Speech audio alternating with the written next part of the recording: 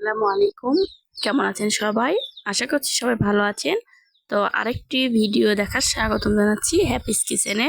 আজকে আমি আপনাদেরকে তৈরি করে দেখাবো পুঁই শাকের পাকোড়া। আমি এখানে পুঁই শাকের পাতা ভালো করে ধুয়ে কুচি করে কেটে নিয়েছি, আর এখানে কেটে নিয়েছি পেঁয়াজ, মরিচ। করে রাখা পুঁই শাকের পাতার ভেতর এখন আমি পেঁয়াজ কুচিগুলো আর মরিচ কুচিগুলো দিয়ে নিচ্ছি। তার সাথে আমি দিয়ে দিচ্ছি এখানে চালের গুঁড়া।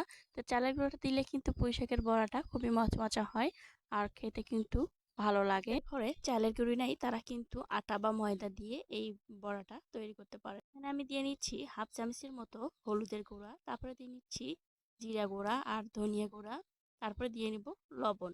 এখানে আমি কিছুটা গোটা জিরে দিয়েছি, দিয়ে এখন ভালো করে হাত দিয়ে এটাকে সবকিছু মশলার সাথে মেখে নিতে হবে।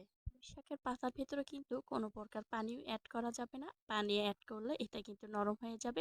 পাতার ভিতরে থাকা যে পানিটা বের হবে সেটা দিয়ে কিন্তু পুঁই শাকের পাতা এবং ওই আচারের গুঁড়িটা মাখানো হয়ে যাবে। আর দেখে বুঝতে পারতেছেন আমি কিভাবে মেখে নিলাম। এখানে আমি একটা কড়াই দিয়েছি, কড়াইতে গরম হয়ে গিয়েছে। এখন আমি কিছুটা সয়াবিন তেল দিয়ে নিব এটা ভাজার জন্য। তেলটা গরম হয়ে এসেছে, এখন আমি এর মধ্যে এক এক করে পাকোড়াগুলো দিয়ে নিচ্ছি।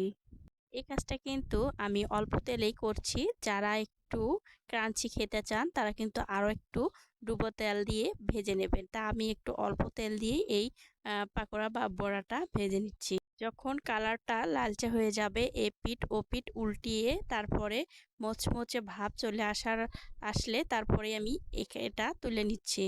তো দেখতে পাচ্ছেন লুকটা কিন্তু ওয়াও হয়েছে, জাস্ট ওয়াও। কেউই কিন্তু এরকম বড়া তৈরি করে এক প্লেট ভাত নিমিশেই কিন্তু খেয়ে ফেলতে পারবে। আশা করছি আজকের ভিডিওটা আপনাদের কাছে ভালো লেগেছে। ভালো লাগলে অবশ্যই আমার চ্যানেলটি সাবস্ক্রাইব করবে, পাশে থাকা বেল আইকনটি প্রেস করে দেবেন নিত্য নতুন এইরকম ভিডিও পাওয়ার জন্য। আর বেশি বেশি কমেন্টস করবেন।